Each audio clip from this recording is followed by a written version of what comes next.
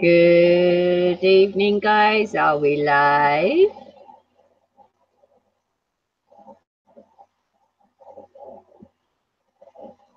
Hello.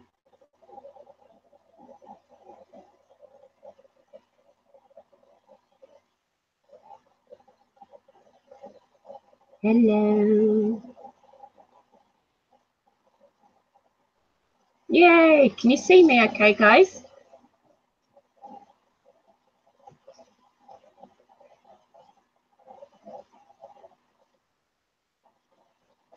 Yeah, can somebody see me? Yeah, you can see me. Meow. Yes, meow. I have my ears on.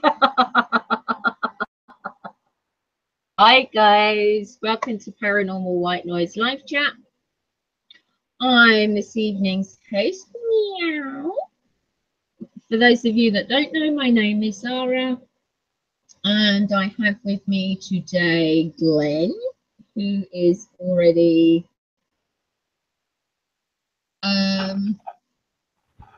say hello, Glenn. Hello, Glenn. I'm just going to do some shout outs. We have Ravenwolf, Chris, Demi will be popping back in a while. We have Miss Kirsty, and we have, who else have we got? We have Larry. Hello, Larry. We have Miss Portia, and we have Lord, and we have Miss Catherine. Catherine, you're early. You only normally catch when it's ending. Hello, Alex. Welcome. Okay.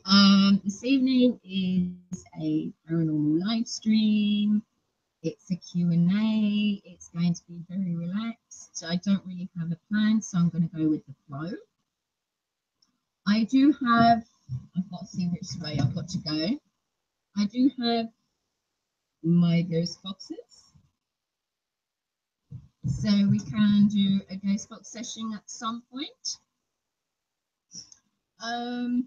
I am not going to talk about Halloween because there's been many a stream that has spoken about Halloween today. Okay, you're here, but you have to leave early. Well, I suppose that's something, Catherine. Send my love to Steve, please. Yeah, so the subject of Halloween or Samhain or how you want to call it,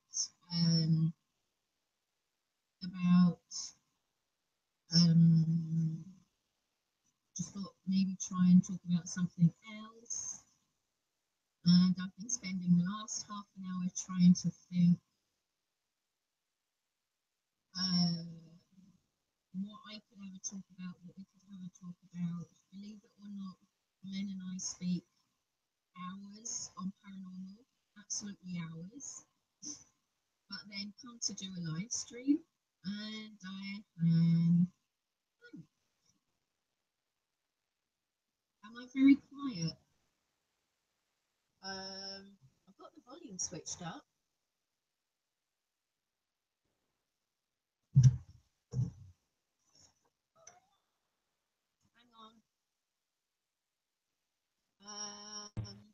Your volume went quiet about 3 minutes ago.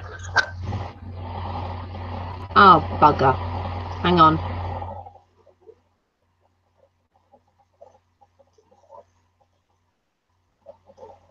Is this better? Can you hear me a bit better? Yeah, that's much better. Is that much better? Okay. Sorry about that.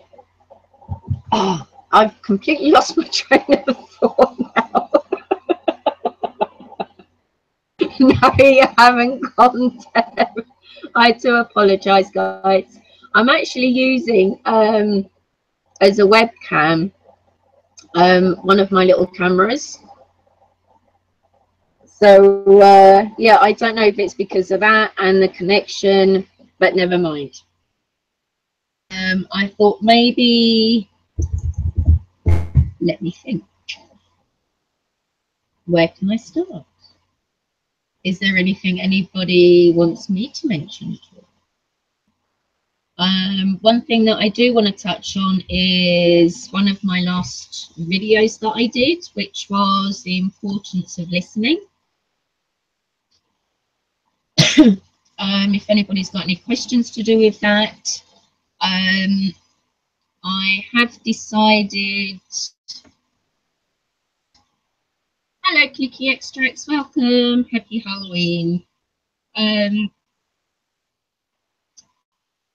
Yeah, I was talking with Glenn about it and what we've decided to do, because it is such an important thing to do. Actually going to do a part 2, and depending on how long that is and what, for examples, we can get together, we might even do a part 3.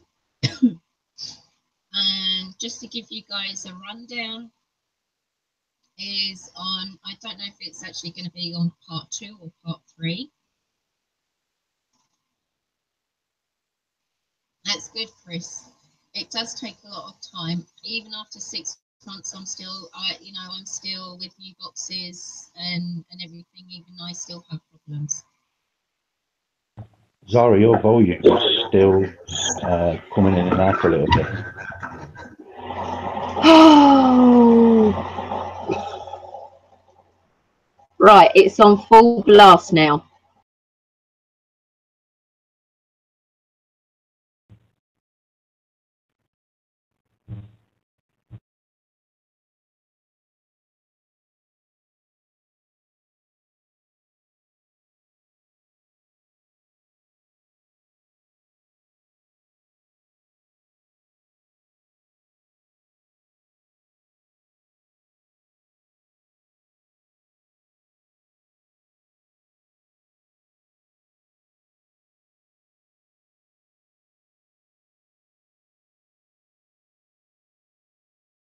What's that like now, Missy? Is that okay?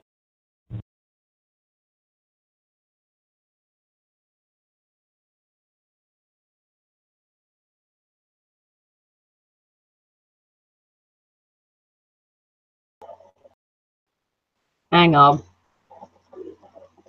How's that, guys?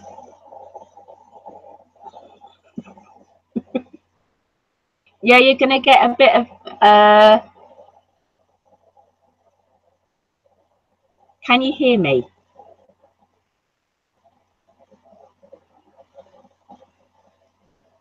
Glenn, can I be heard? Yeah, I can hear you fine.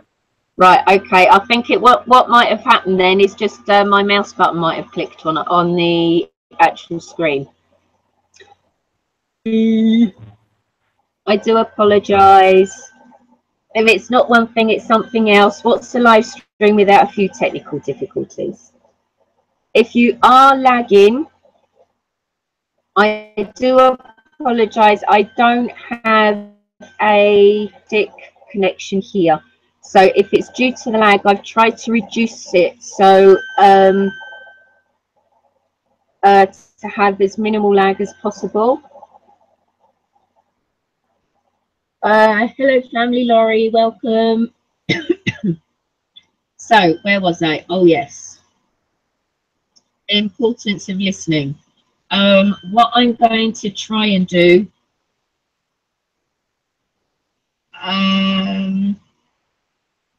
is what I'm going to discuss is instead of just annotating once and then uploading, is to take a few days to do your annotating, because there's one thing that I've noticed is if you annotate once, upload, you're gonna, and you come back to it a couple of days later, you are going to hear something that you missed, and even on a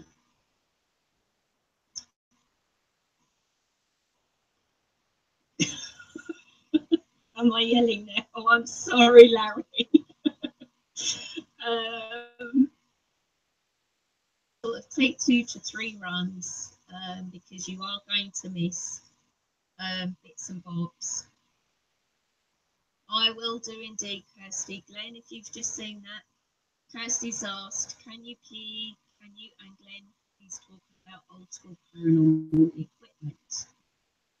That's cool, Dave. If you want to jump on, you're more than welcome to. It is an open, so anyone's welcome to join in as well.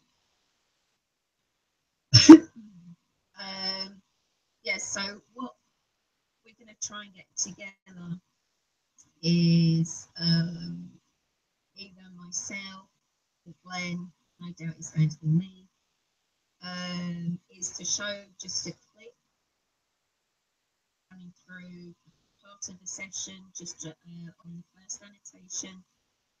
Okay, I'll shout again.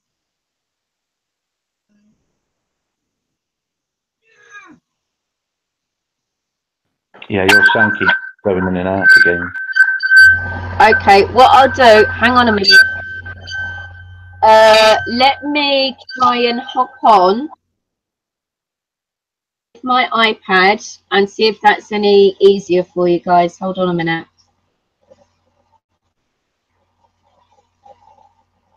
Right, I've just got to mute this one and then I'll switch over.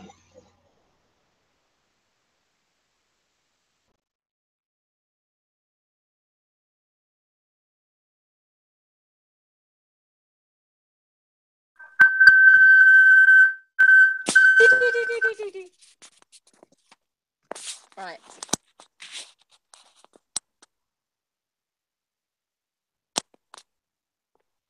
How is that, guys? Is that any easier? Yeah, that sounds much better. Guys, in chat, for everybody else, is that a lot easier for you?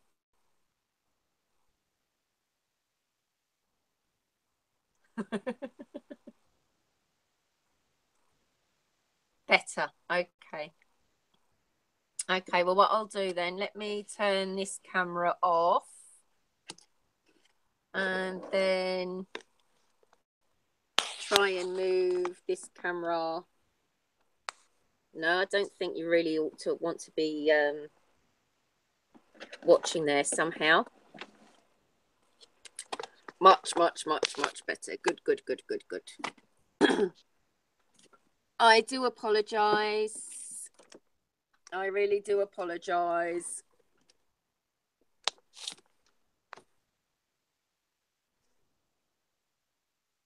I'm going to go and make myself look pretty and then I'll... Okay, Dave.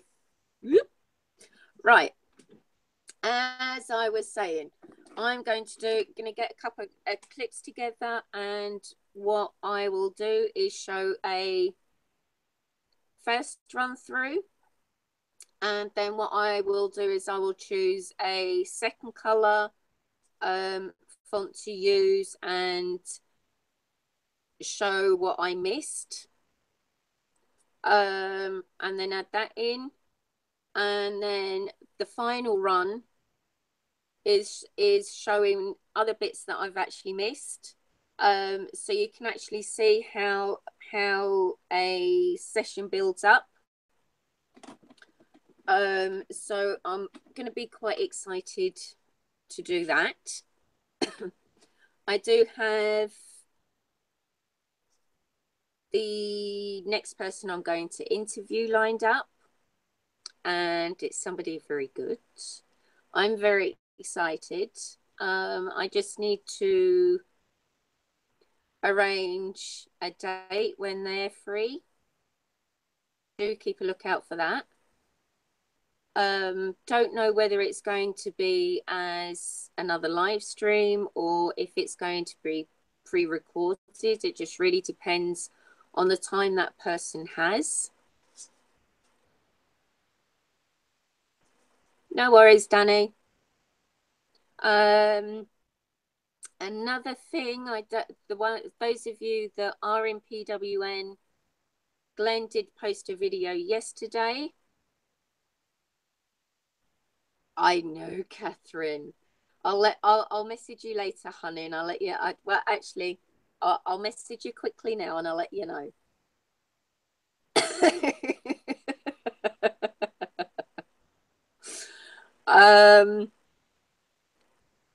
Yeah, another thing that is that we may possibly, well, looking to do for those of you that do have a gift, whether it be mediumship or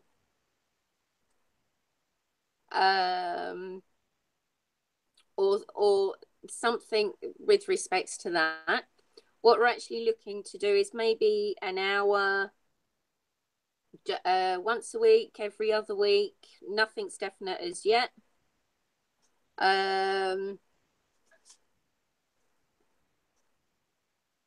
Is do a spiritual evening where come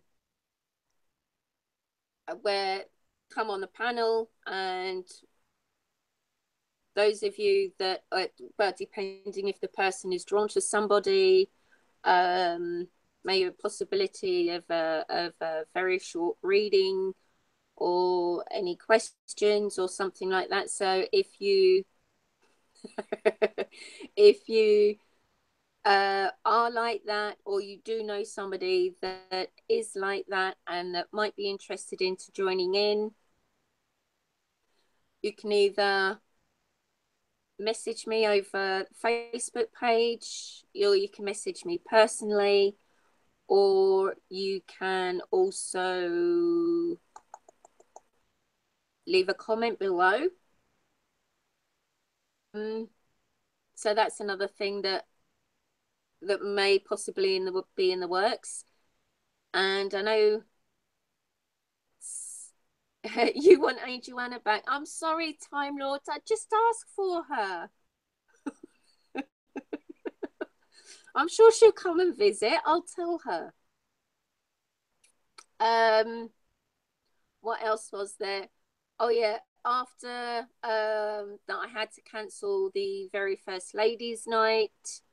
I will be arranging another one soon. So all you lovely ladies, and it doesn't matter whether you men would like to pretend to be a woman or something like that, you're not going to be allowed. So I'm sorry, our male mods. Yeah, but me and John Huntington are going to come in with wigs, so you won't be able to tell.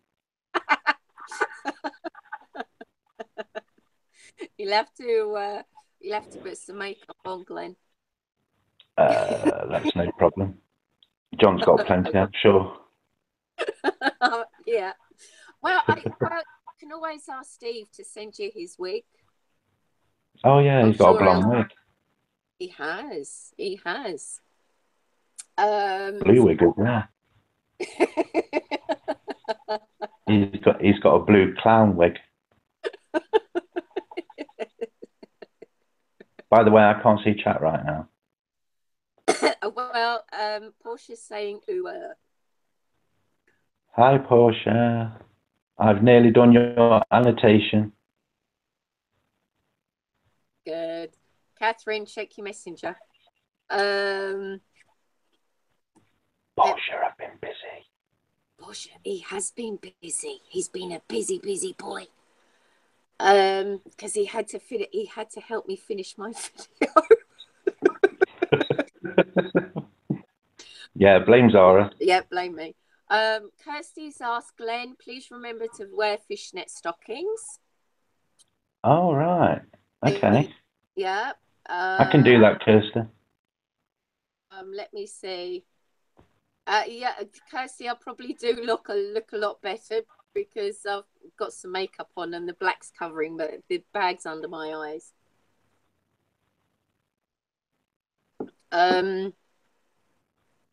Let me see. Hello, Parapsycho. Who haven't I said hello to? We've got Teresa. Kerry. Hello, my lovely. Who else has come in? Danny. Hi, Danny.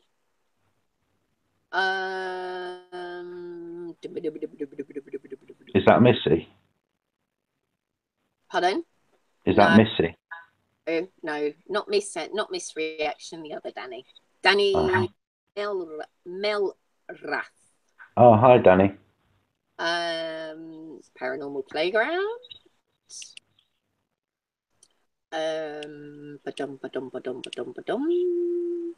Dave.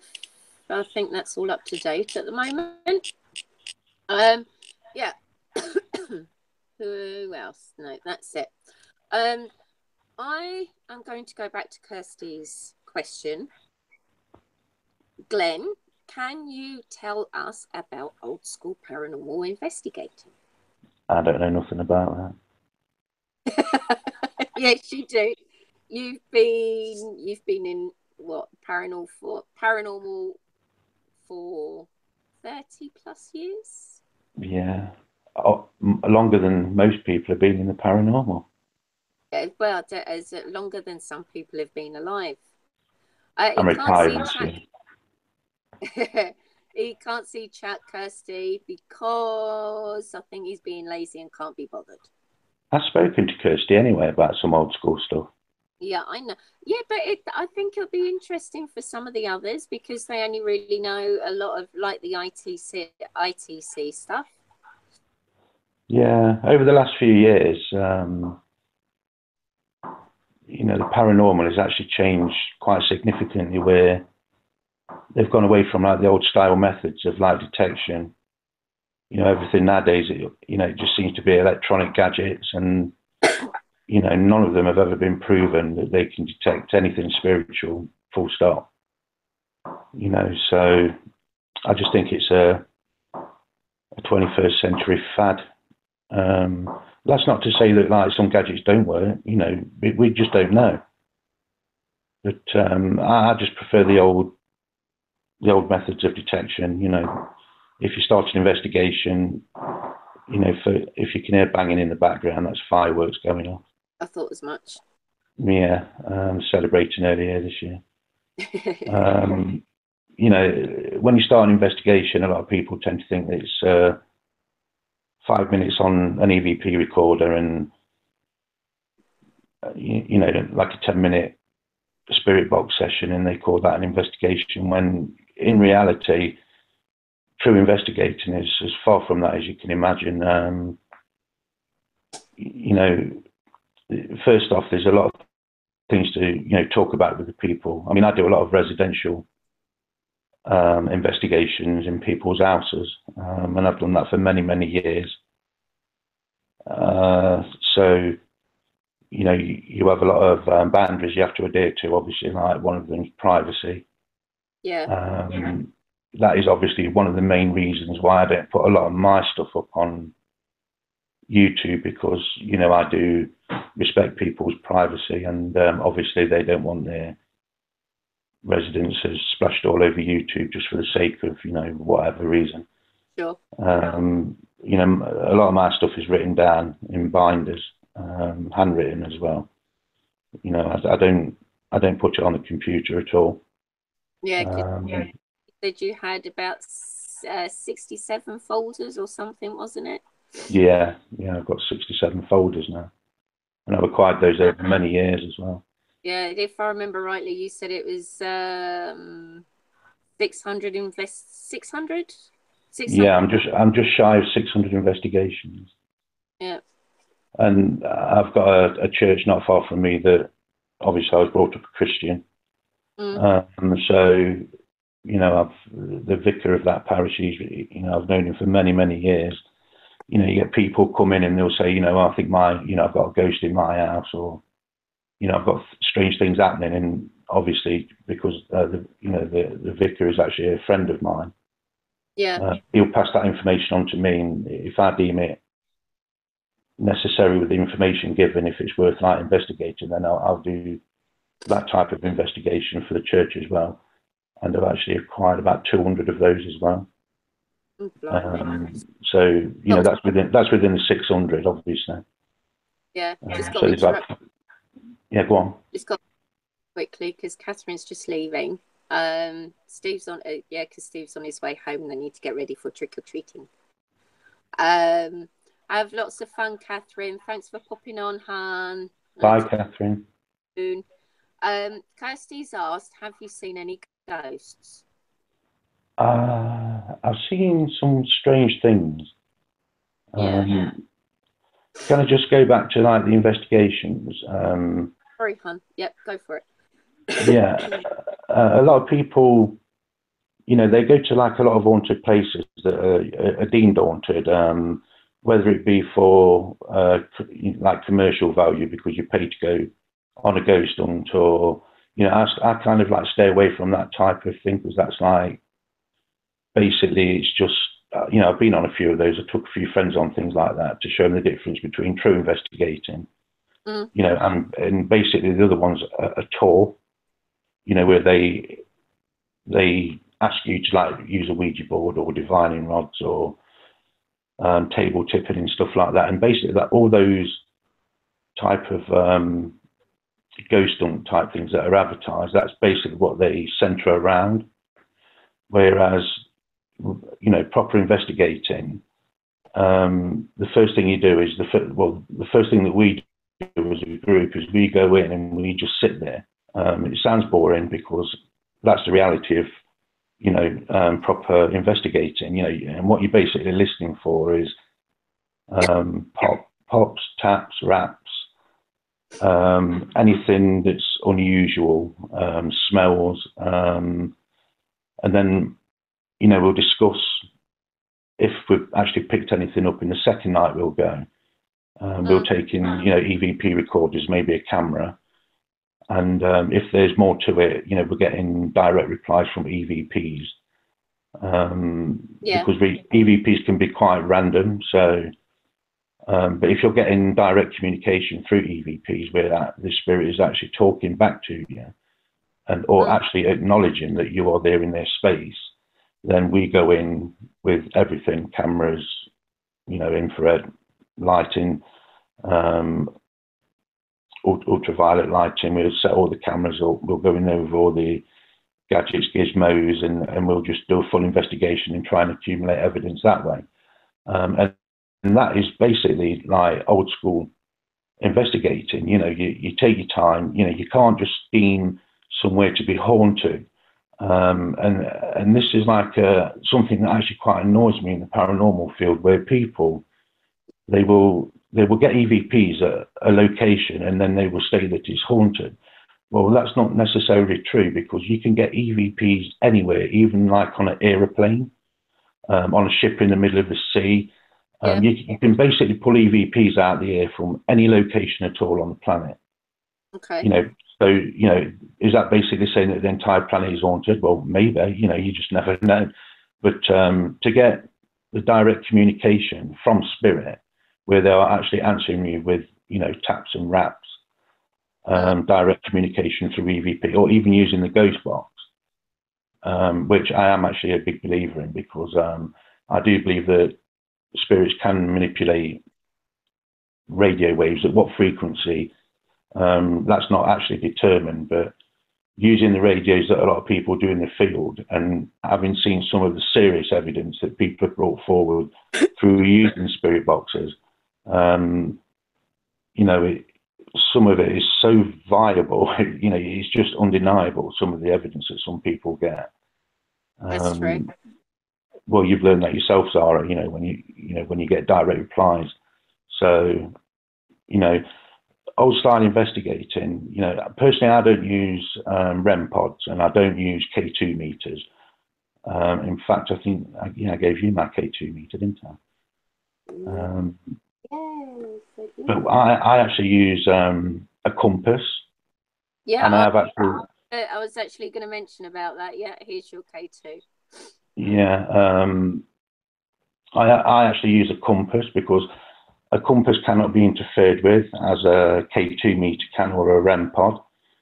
So, and I have actually had a compass spin at a few locations. But going back to the amount of investigating I've actually done over the years, out of all the investigations I've done,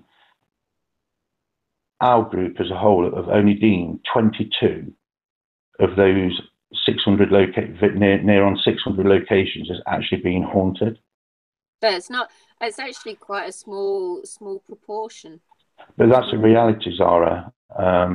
You know, to get the responses and direct replies and interaction from spirit, it's a very, very difficult thing to do. You know, and that's the reality of the paranormal. You know, with investigating, it's not like a lot of people are showing. It's nothing like the TV shows. Yeah. You know, that's just a fallacy. It's you know, it has to be taken more serious than that when you're actually investigating out in the field. You know, I don't watch TV shows because it's as far from the truth as you could imagine. You know, what they're basically doing is like a 3-day investigation, and it's squeezed down into 40 minutes because the other 20 minutes is adverts. Yeah, that's you know. true. So what you're actually seeing is basically what evidence they've collated over that period of time they've been investigating, and it's squeezed down into a 40-minute show, basically. You know, whereas when you're actually out in the field, you know, it can actually be quite a tedious thing to actually investigate properly.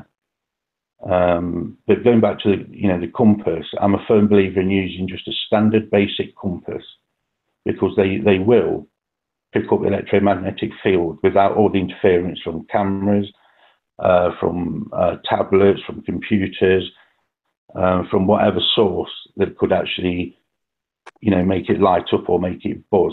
You know, a lot of people try to justify the amount of money they spend on equipment, and thinking that because they paid X amount of money for this piece of equipment that it's going to work, when, you know, in actual fact, it's never been proven that spirits even use those frequencies, or, you know, it's a collection of evidence to state that somewhere is actually haunted. You know, you have to go back and then go back and back again, and over a period of time, if you're continuously getting the same names and this, you know, and that same interaction, then, you know, you can actually classify somewhere as being a haunted place. Okay. Kerry's just asked a question. She said she's actually asked. Hang on, let me just go back to it. It was actually quite relevant. What do you do with the compass? Obviously, because most people know what this is anyway. Oh, where's my camera? There it is. Right, basically a K2 meter. It works on the XY axis. So basically, when you're actually holding a K2 meter, you turn it clockwise. So you're turning it in a slow circle clockwise, and what that's actually doing is it's crossing the X and Y axes. So what is actually happening is you've got like an up, down, and a left and a right. So you slowly move the K2 meter in a small circle, and it covers the X and Y axes. So if there is an electromagnetic field there, it will pick it up. Such as like if you was to turn on the TV and then wave the K2 meter in front of the TV set, it's going to light it up. Now, if the thing is, even if you're getting signals from a tower, a telephone tower, you know, it can be half a mile away, and it can still affect a K2 meter in the vicinity that you're using it.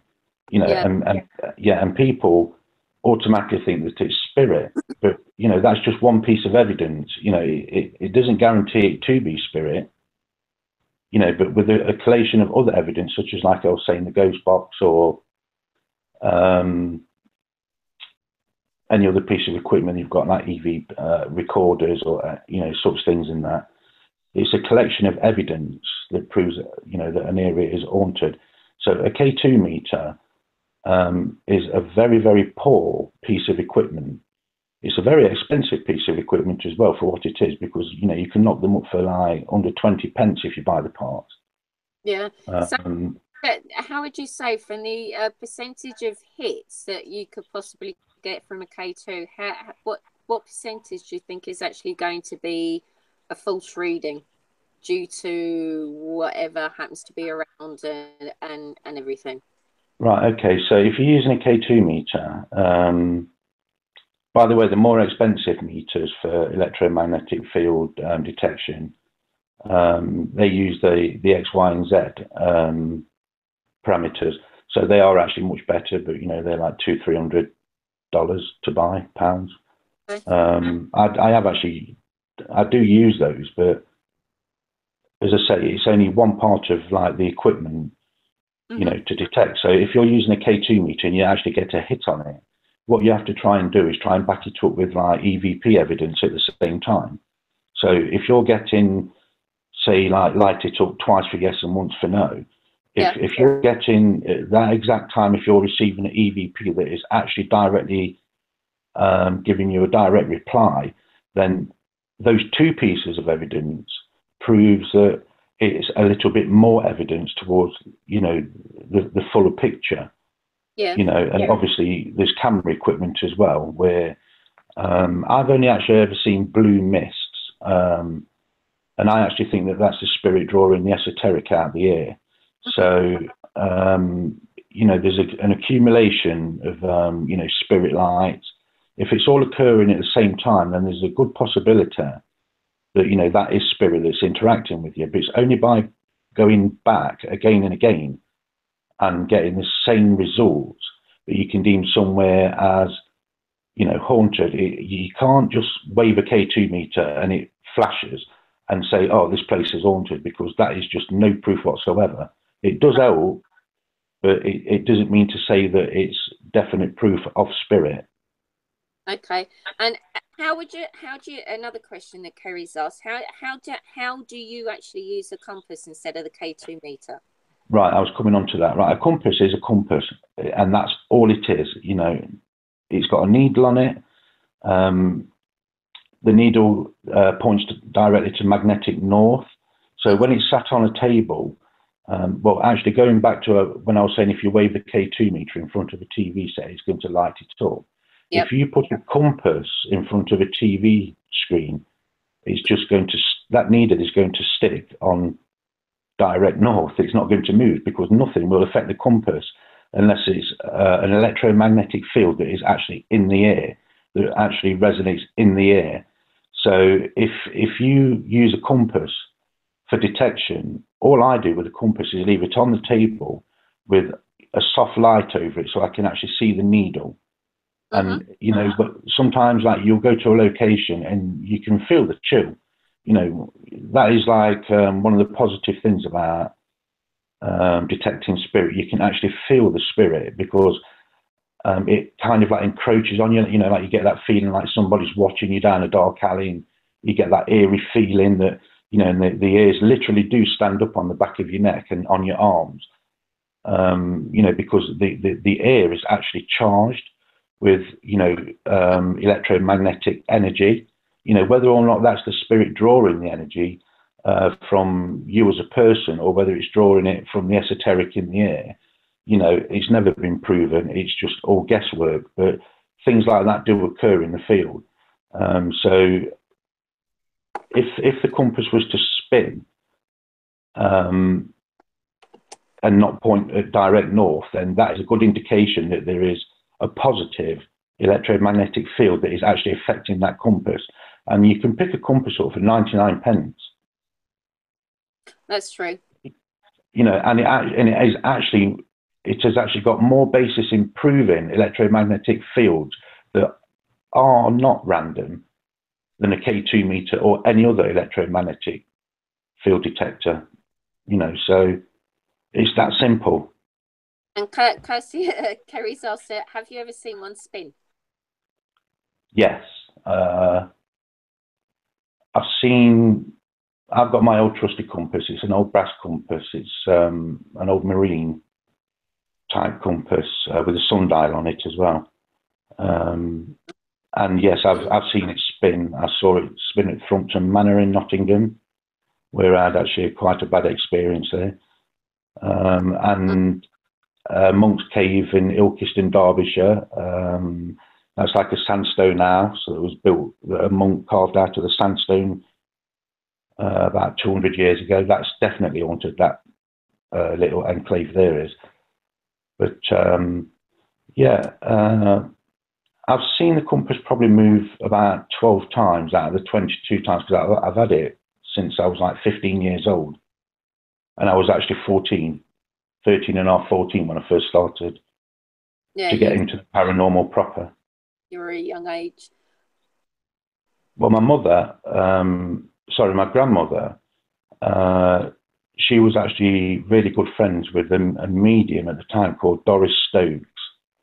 And they actually used to hold seances 2 stories down under the house, like we used to have like a pre-First World War house. And they used to have like double cellars, and they used to go down into the double cellar at the very bottom of the property, and they used to actually hold seances in there. And even from like the age of 5 and 6 years old, I was actually used to sit there in the corner in the cellar while they was conducting seances, you know. So, and I, you know, at a very early age, I used to see things like transfiguration, where the spirit would take, it would draw the esoteric out of the air and it would put it over the face of somebody sitting in the seance circle, and it actually changes their features, even their hair. So if you say like you've got a, you know, if you've got a person sitting there that's got short blonde hair, the esoteric will be drawn out of the air by spirit and it will cover that person's face. But because it cannot form fully, the faces actually look quite terrifying. The jawline is really thin, like a hag. Their eyes are very, very sunken. So the faces are actually very skeletal looking, and then it will dissipate. Yeah, it will dissipate. That's what they call transfiguration. I've actually seen that a few times. Oh wow! Just gonna break you there a minute, Glenn. What I'm gonna do? Carry on talking, but I'm just gonna add Dave in on the Dave in. But yeah. So basically, if you're using a compass, just put a soft light over the top of it. You know, and so you can just see just about see the needle. And if there's anything in the area, it will spin. It will affect the compass. Okay. No, it's going to be it's going to be good to see some results, see some results, giving that a try. Yeah, I've actually got some videos that from investigations that I've done myself. I'll have to put some of those up where there is actually evidence that you can see the compass spinning. I'll have to sort that out. That'd be good. Well, it's actually at somebody's residence. So what I'll do is I'll just chop the where the compass is spinning and the surroundings that it was in, to show that there was nothing else that could have affected it, you know, unless it was obviously spirit. Yeah. And I'll chop that out and I should post that up. That'd be cool.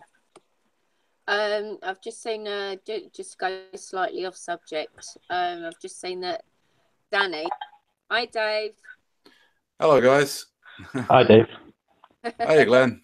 I just I said I'd be making myself look pretty. You look lovely. You look lovely. A second. Have you had those hair straighteners out again? Hey, what? Have you had those hair straighteners out? Yeah, I've had them out. You know, they look pretty. Gorgeous, absolutely gorgeous. Oh, thank you, my lovely. Danny's asked a question. He went, "Can you use dowsing rods to pick up a spirit?" It's been known. Yes. So I'm trying to get these sound right. Hold on. And there's mine, Danny. Oh. They're copper rods with, and the handle's actually a slight copper tubing. You can actually make these yourself. I do have a smaller pair that I should hopefully be having sent soon. Yes, with a compass. With a compass. Yeah, I'll put that in the post for you. I might end up trying to use a compass. Seems very interesting. Well, Kirsty said she's going to order 9, or she has ordered 9. Yeah, 9 compasses. She's going to sit in a circle. But actually, that would be a really, especially if there's a couple of locked off cameras or Yeah. something. That should be really interesting to see. So you're going to put them in a ring around herself. Yeah, that'd be cool. Yeah, that would be cool. Well, especially if it was like, Kirsty, if you're listening, I don't know what's used, but to like do that pyramid with the compasses around it and then sit in the middle. And that would be interesting. Tell you Yeah, what. Dave. Oh, yes. Yeah. You know, I see you use a K2 meter, you know, with the I say expeditions you do, because that last one you did looked like you was climbing up the far bank of like some mountain or somewhere to get into that location. Yeah, it was pretty. I mean, it's just at the back of my town. You know, there's just like mounds and hills all over the place around the back. Yeah, you got scratched, didn't you? Well, it is Peacehaven. Yep. Yeah. I had to cross a farmer's field. I'm lucky the farmer didn't catch me. Yeah. You know, nobody's saying like a K2 meter won't work. It's just, you know, using a standard compass, it's a more definite, it's like a more positive action, you know, because there's an awful lot of things that can actually affect a K2 meter, even if you're out in the middle of nowhere. And that's the misconception. People think because they've got nothing around them, you know, and the K2 meter lights up, that, you know, it's a spirit, when, you know, in reality, as I was saying before, it could actually be like a burst from a radio tower, you know, many, you know, half a mile away or even a mile away, even further than that. But the thing is, I've had intelligent responses through the K2 before, though. Like, Yeah, I've told them to light up a specific light for yes and no, and they have done it. Yeah, and that's good. When you're actually specific, you know, by telling them which light to actually light up, that does turn more towards like more solid evidence. You know, Yes. The point I was making is a lot of people use K2 meters, and when they start to flash, they just automatically think that it is spirit. Yeah, I don't do that. I don't always think it is right away. No, no. Yeah. You know, I'm just saying that you know, that's what you see a lot in the field. Oh yeah, I've seen a lot of that. I can't deny that. Dave, do you know where you want to do an investigation if you get yourself up there, hon? And where? Up to Devil's Dyke. Yeah, I was thinking about Devil's Dyke. I was. A few of my mates actually want to come with me to that one at some point. Because you know where cool. know where you got the restaurant. You know you got the ravine at the back. Yeah. It's supposed to be like where the devil laid down or footprint or something. Yeah. Like that. Can't really remember. I'll have to look into the folklore. Oh yeah, that's the where the devil's footprints was in the snow, wasn't it? It went over fields and it went up walls and over roofs. Yep. And it actually, those footprints actually carried on for quite a number of miles. Yep. And also, and then they just disappeared. Yeah. It's as though someone was making the footprints and then just vanished into thin air. Yep. It's pretty amazing. I mean, like that's got evidence. I don't know what is. Yeah, that's actually quite a documented thing that Devil's Dyke.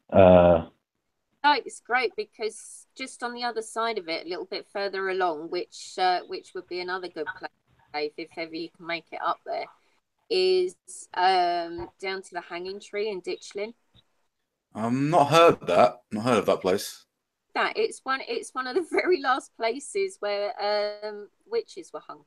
Obviously, apart from the famous like Pendle Hill, but there's a hanging tree in Ditchling, and Ditchling goes back older than it. If I remember, it's actually in the Doomsday Book. Yeah, I will go to places where things have happened, but I'm also like an explorer as well. I like to just look around in random places and see what's there. I do that sort of thing as well. There's enough in town as well. For those of you in chat that don't actually realise, is Dave and I come from the same place. Yep. I was hoping you actually still lived in the same place so we could collab, but even though our accents are actually completely different, where Dave actually lives is literally couple of miles from Brighton. Yep, just 20-minute bus journey.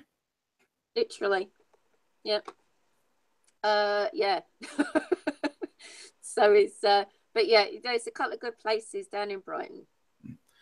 Yeah, as far as investigating is concerned, the reason I do it so quickly, because I know Glenn was saying that, you know, it can take up to like 3 days or something investigating to get conclusive proof. Well, the reason mine is so fast is because, well, I don't have the equipment for doing long ones for starters. So equipment-wise, Dave, it's like Glenn was saying, you know, if you haven't got something like a K2, try a compass. If you don't have a physical ghost box, but you have a data Just use a basic clock radio. It's just as good if you just wind it round. Yeah. video, or if you got a data plan, then download in. If you don't want to pay for it, Well, for longer investigations, I'm gonna need like bigger SD cards for my cameras and whatnot, and they're really expensive. Sure. Have a look on eBay. You can get them really cheap. I got a 64 gig for. Yeah, mine's only 8 gig. That's why I have to split into like 3 parts and do like, you know, walk around, ghost box, then EVP. Yeah, Dave, do you know in your one of your latest uploads? Which one's that? You set the camp. The one where you went on that trek into the wilderness. Oh, Screaming Hill. Yes, that's right. Yeah, to me it seemed like you left your camera. You dumped your camera at the side of the road, and then you went walking off like half a mile in the distance. I'm just wondering who was with you, or did you actually have to come back and get your camera? I had to come back and get the camera. Yeah, it was annoying because I had to run back because otherwise I'd have too much to edit out. Yeah. I thought, who's he got with him? Surely he can't be like coming back. Oh, it would have been ideal if I had a friend with me, but there you go. Yeah, I thought you did have a guy that was it Ed? He seemed like pretty knowledgeable. Yeah, Ed was saying that he wanted to come, but then he cancelled on me, and I was like, oh, right, okay. Yeah, he at college at the moment. Is he not very reliable? I don't want to say that just in case he's watching. I mean, he's a busy guy. He does college. We just wanted to know that. Yeah, it's just going to interrupt you two for a minute. Para Playground's going. Bye, Para Playground. All right. See you, Para Playground. Para Playground. Happy Halloween. Have a nice evening. Peace out. What are you doing? Sorry about that. That's all right. Oh, she gets an habit of doing that, Dave. You should just tell her to shut up. No, I won't. When she used to be on the Truth Seekers live streams, they used to have like 3 or 4 guys on there on the same panel, and it was like, just shut up, will you? I just need to say something, and everyone would just go quiet. Yeah. So, who here saw the weird responses I got on the spirit box in Screaming Hill? I'm honest. I haven't seen it yet. I've got so much to catch up on. That's all right. Yeah, I saw it, Dave. I've not made a comment yet, though. It's pretty mental. They told me there was a secret up there, but they just wouldn't tell me what. Told you should have took a spade with you. You could have like gone digging around. You might have found some treasure. Yeah, and if you notice, they said the Beast as well, and that's obviously Aleister Crowley's nickname. Yeah. So, yeah. So who knows? Was, quite a good little I've bit got of evidence, that was. Yeah, I mean, I've got a metal detector. I could go up there with that as well. So, what do you think you'd find with that? See if there's anything buried up there. And they said in the woods as well, so maybe I had to go further in. Right. Is there anything in text that you could actually read up on? And... No, it's just word of mouth. Right. You need going by what the spirits. You need to start talking to the old folks in the town. They'll give it away. Yeah. Well, this guy all dressed in red approaching them. I'm sure they'll be happy to talk. You'll have to dress in mundane clothes for the day. Yeah, of course. Yeah. Shirt, tie, clipboard in hand. Yep. I mean, I'm just wearing a shirt now, just with my waistcoat. That's all right. Looks fine. Yeah. Mind you, I don't even know if it would be worth a trip into Brighton Library, actually, or even I don't know if Peacehaven's got a library, hasn't it? Yeah, it's got a library. I'll say it must have. It's in the Meridian Centre. I think. Yeah. There's not many towns now that have got libraries. Well, should I say not Brighton? I have to call it by its proper name. Brighton and Hove City. Brighton and Hove. Brighton and Hove, actually. Oh. We've had, there's two. We've got two. There's one in Brighton and one in Hove. We used to have 3 in Bulwell, but now there's none. Everything's online now. The buildings are still there. You just go in and Google everything you need to know now. Oh, blimey. No, you can't beat a good book. You guys, they took all the books away. Say again, Dave? Sorry, do you guys have any advice for someone who wants to start going searching in abandoned buildings for spirits? Yeah, get permission. Get permission. All right. Okay. Make sure you get permission. First thing that you would say. Yeah. Well, actually, it's actually a really good point, Dave, because a lot of people go like urbex in, in a lot of like old abandoned buildings, hospitals, schools, and stuff like that, and a lot of them actually don't get permission. Where there are still people that actually own the properties and are actually still liable for like your safe death.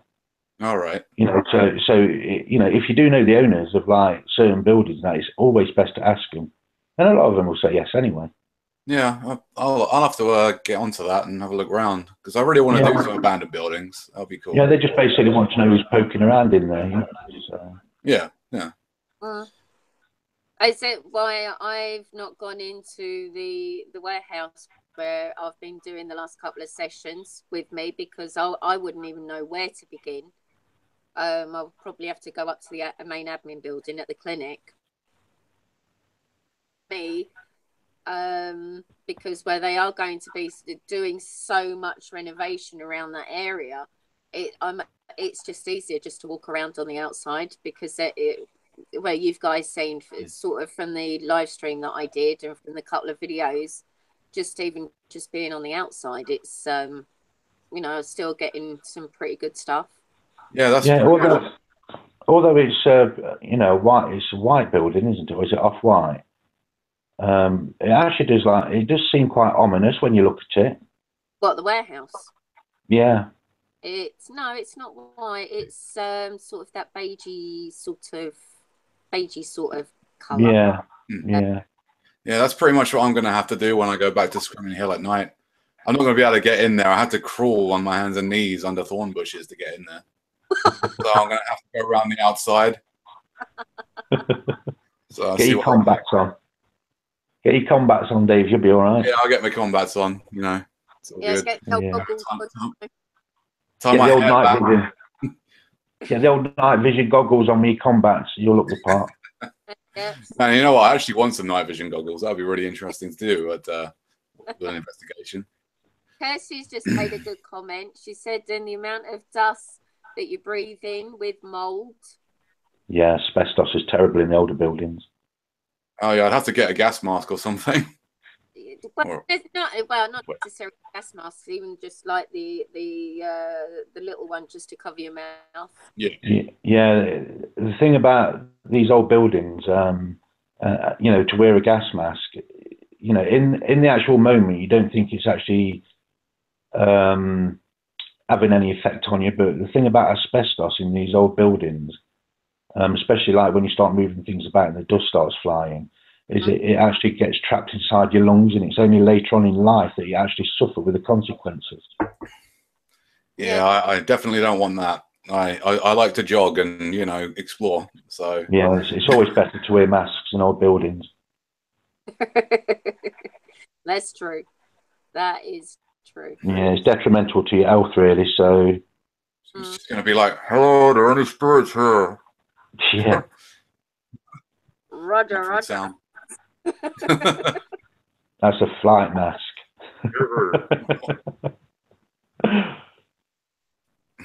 But yeah, it's always safer to wear a mask.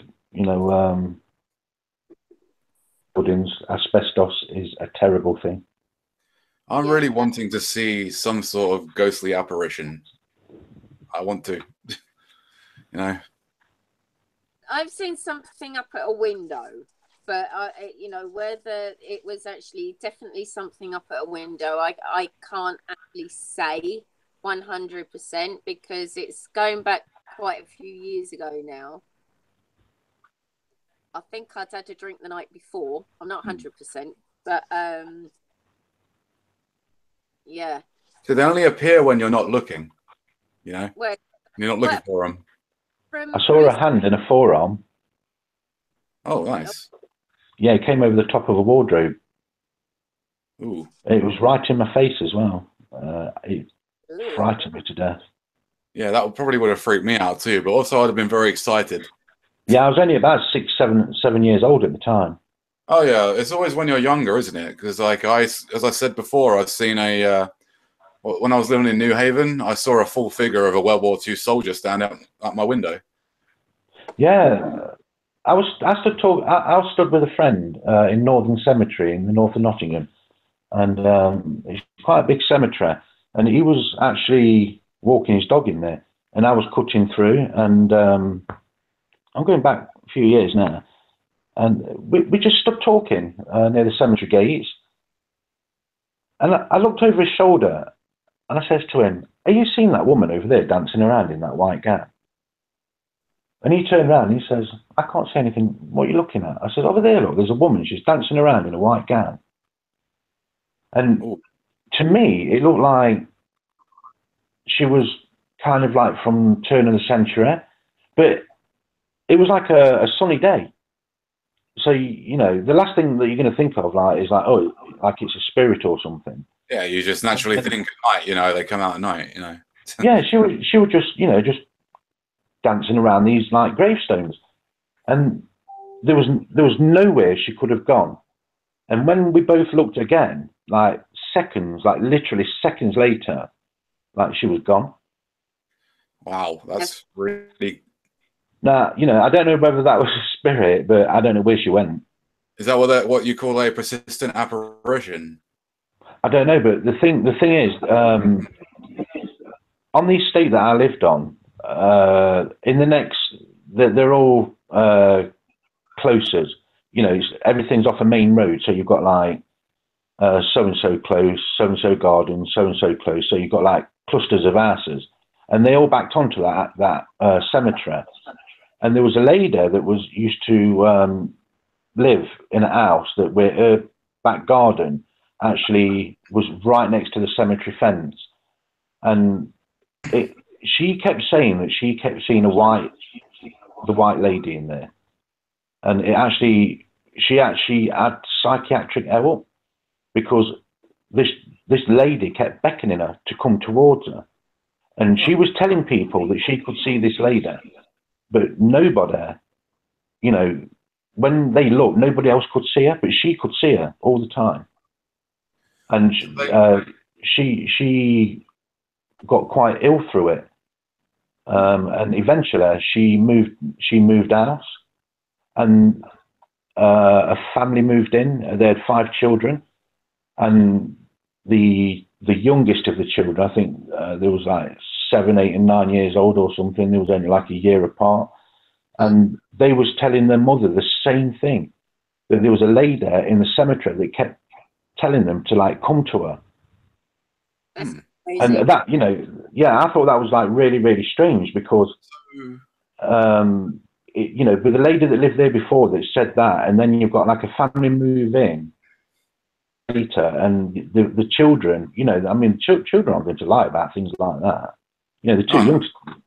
They're too young to like make things like that up. You know what I mean? It just, and they described the woman, and it actually got into the Nottingham Evening Post. And since then, there's all the people that's actually had sightings of this white lady in that cemetery.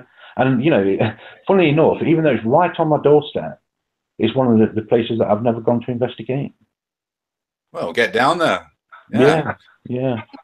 Get down. See, also that proves that spirit can select who sees them. Yeah. And who hears them, yeah. you know. I mean, I've come back from the pub some nights and I've cut over that cemetery and fell asleep. You know, I'm going back some years. I don't drink now, but, you know, I'm going back, you know, when I was like between the age of like 20, 25. But I used to go across that cemetery and I just used to like get down and just fall asleep.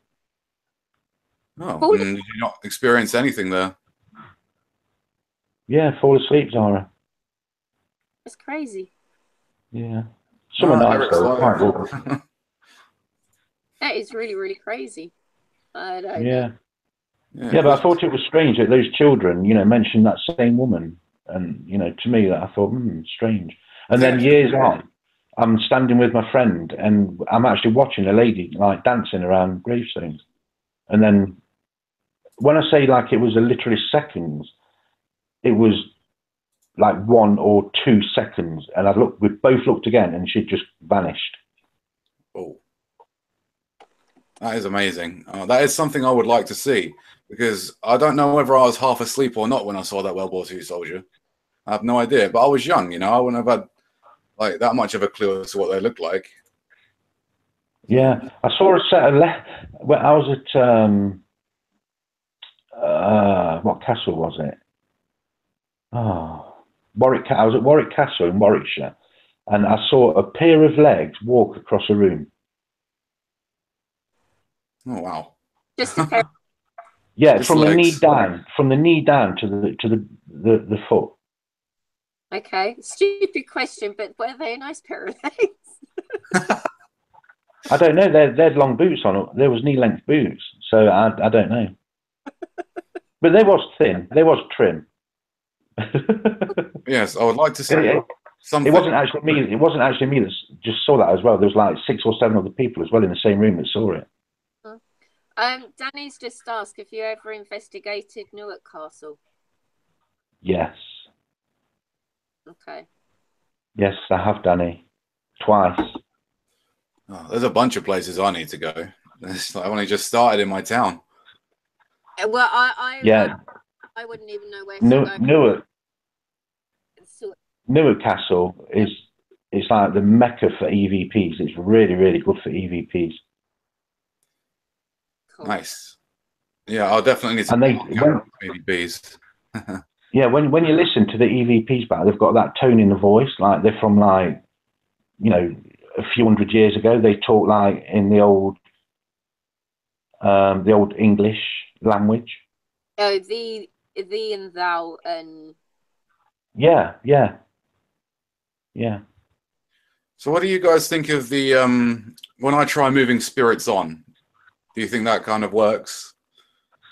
I mean, I feel that something happens when I do it. Or try and clear an area. I've got my own thoughts on that. Yeah. I think if you're looking at it,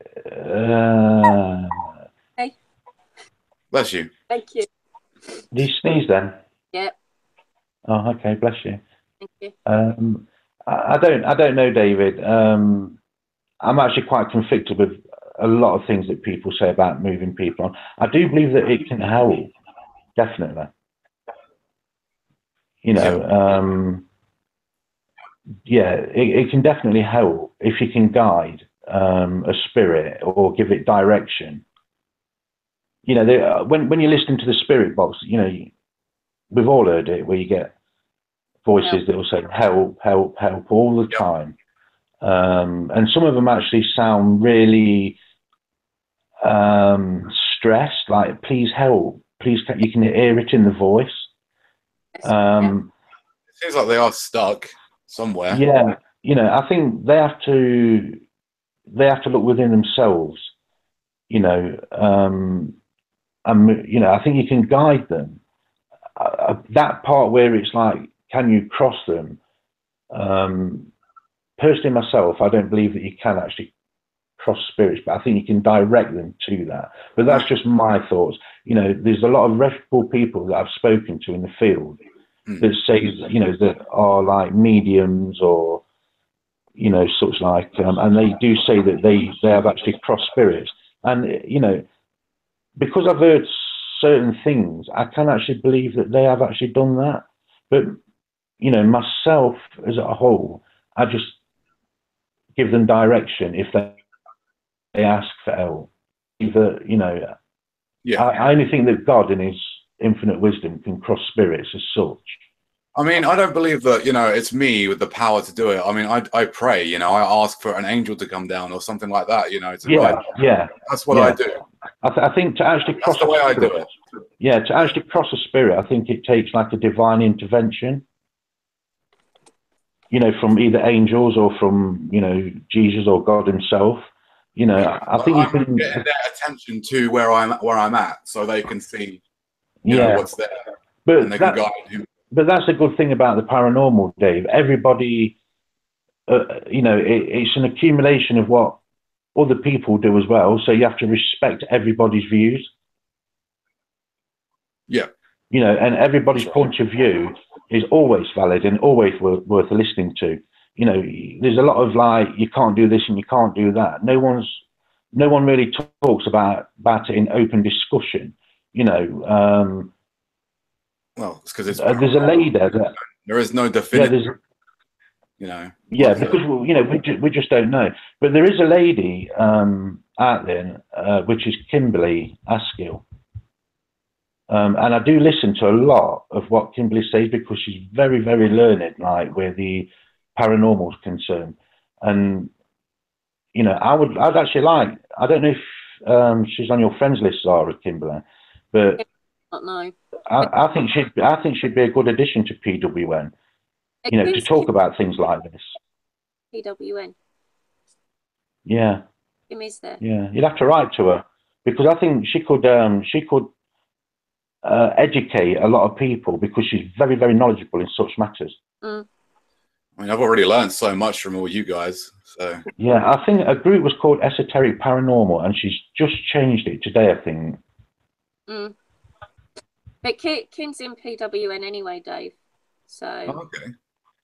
Yeah, but she's very learned in, you know, with matters like that.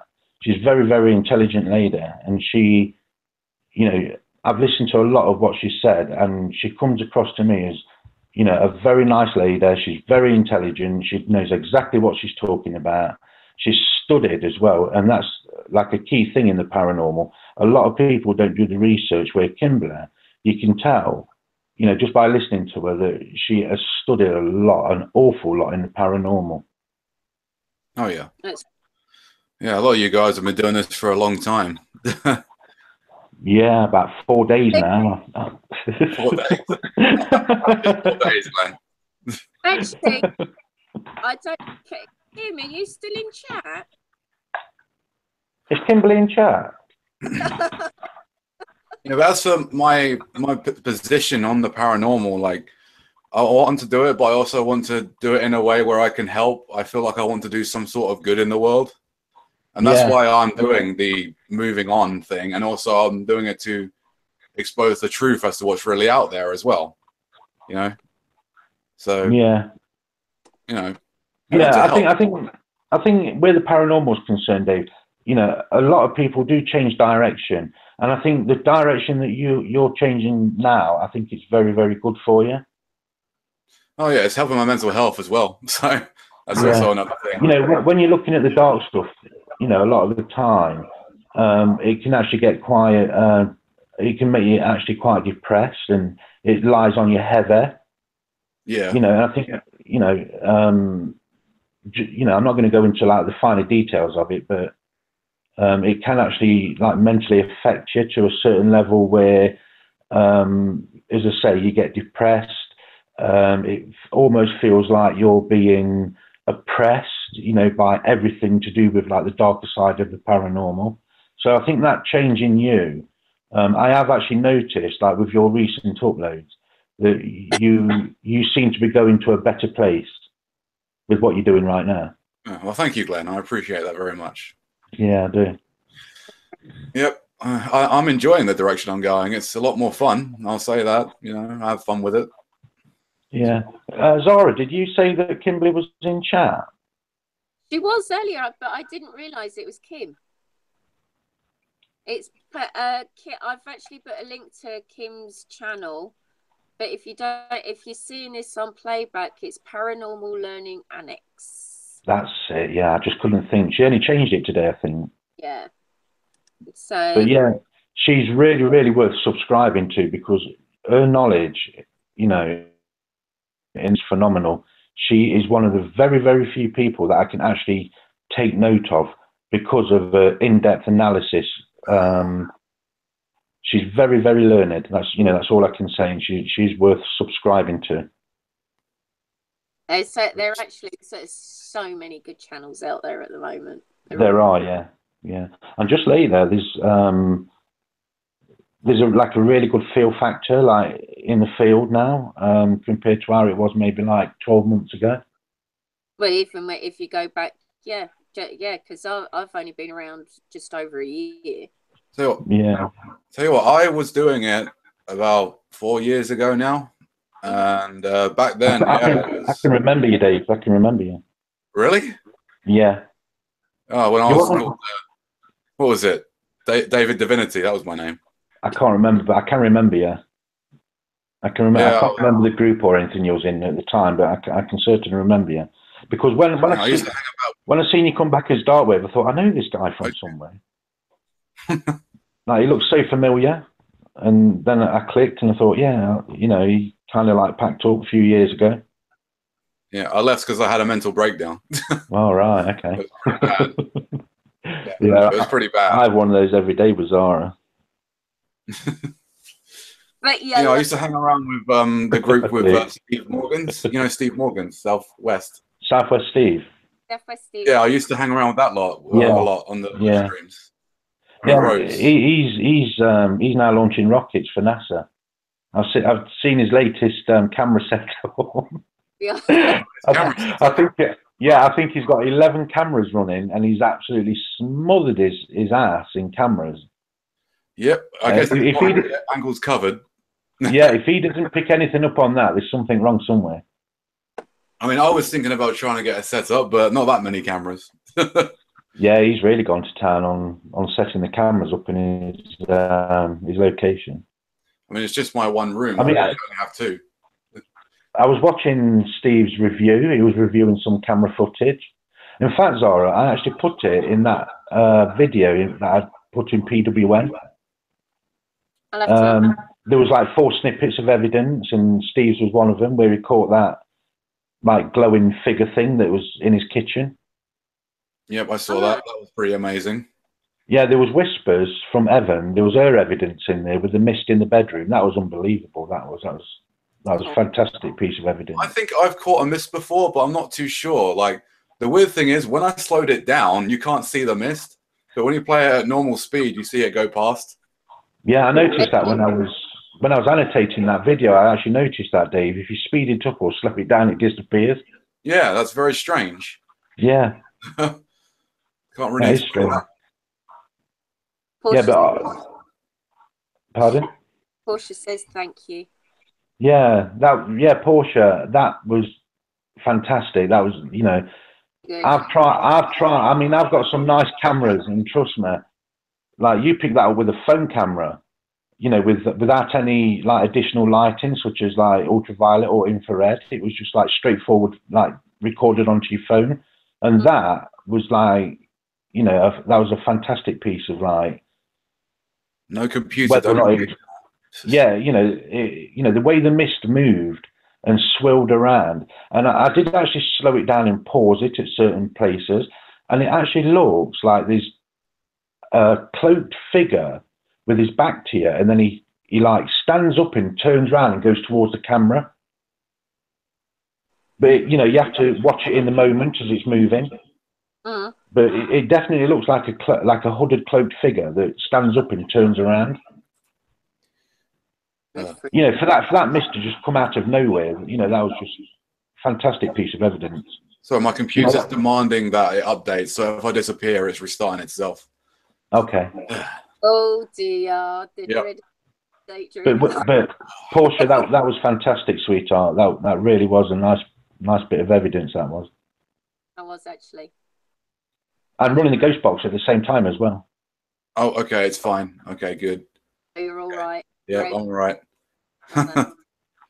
Yes, Steve's piece of evidence on that clip was actually quite good as well.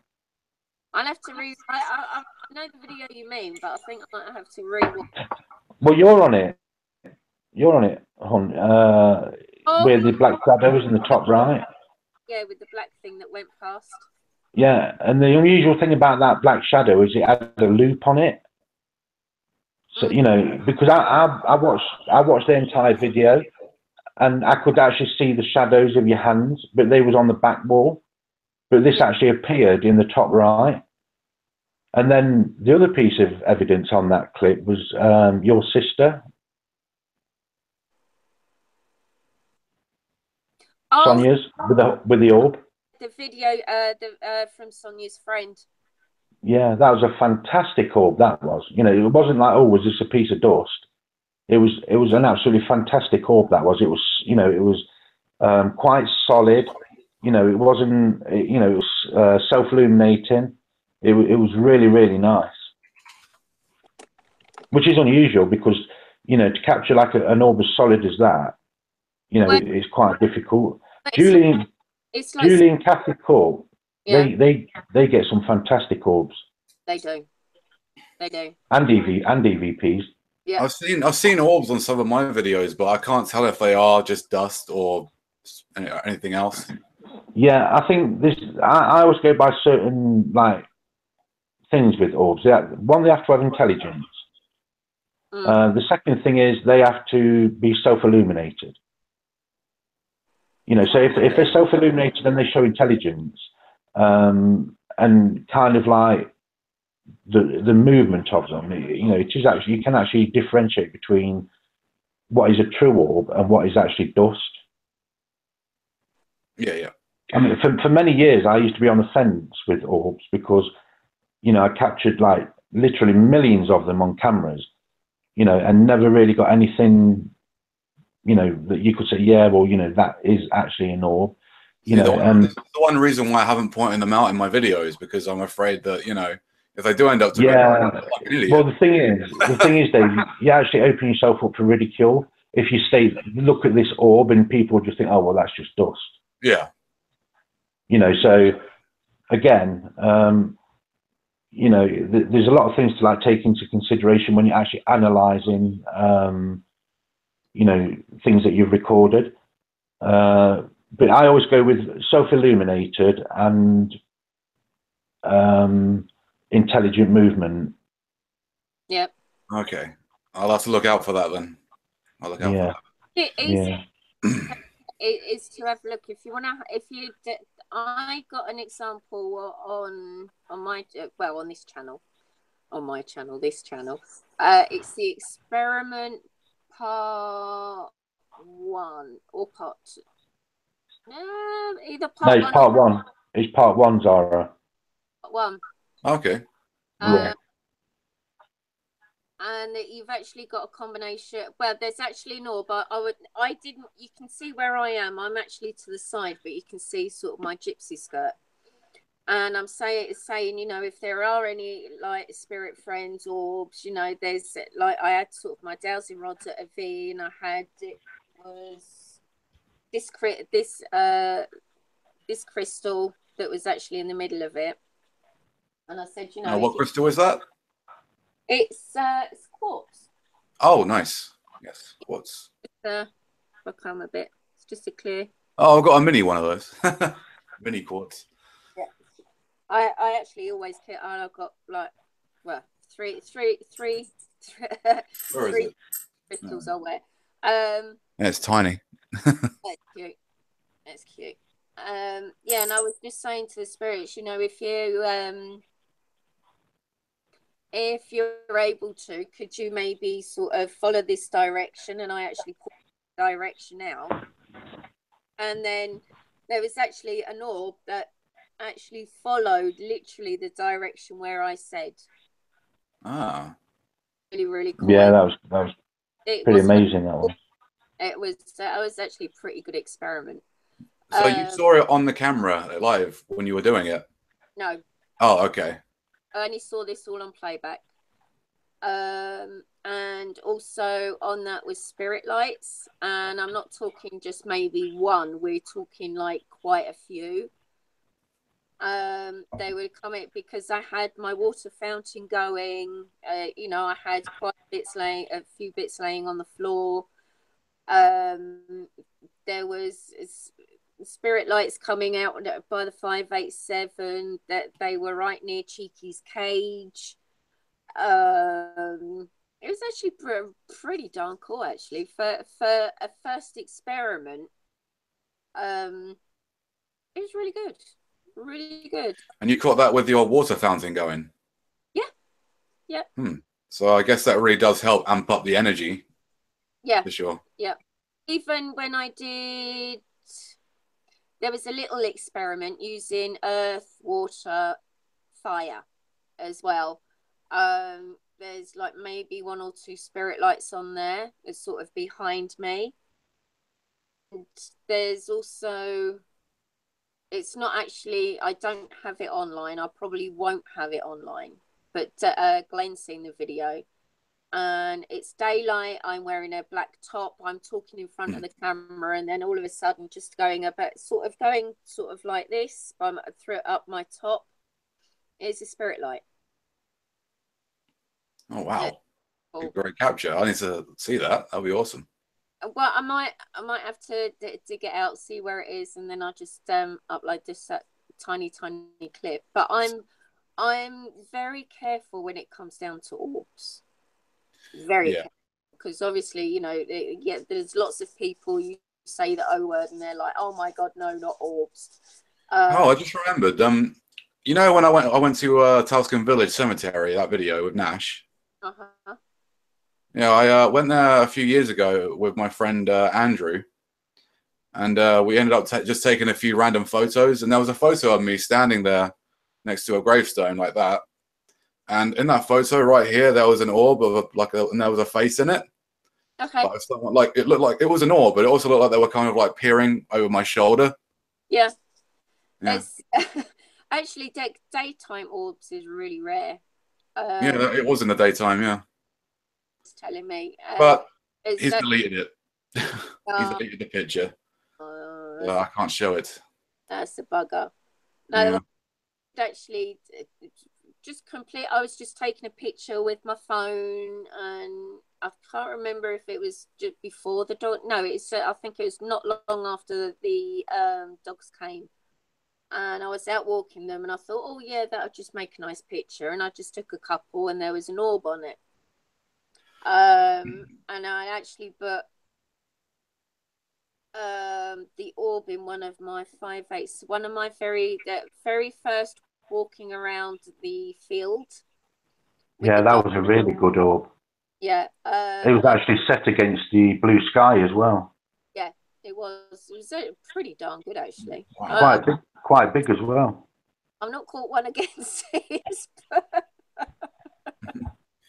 Yeah, I want to get like just a photo camera, or maybe a Polaroid camera even, to take photos and see if I can get anything. Even that, or just use your.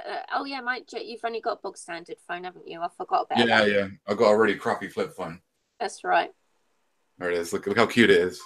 But hey, it's red. It matches my outfit. Sweet. Oh. Even a cheap digital camera, they're not that expensive. So what do you do? Do you just snap random photos just anywhere? Snap random photos. Yeah. Like if I'm out on investigation, just click, click, click. There you go. Yep. Okay. Click, click, click, click. The spirit lights and the orbs that I've got when I've been filming, I have had a light because some of the stuff that I do, I will do during the day. But if I'm going to do like an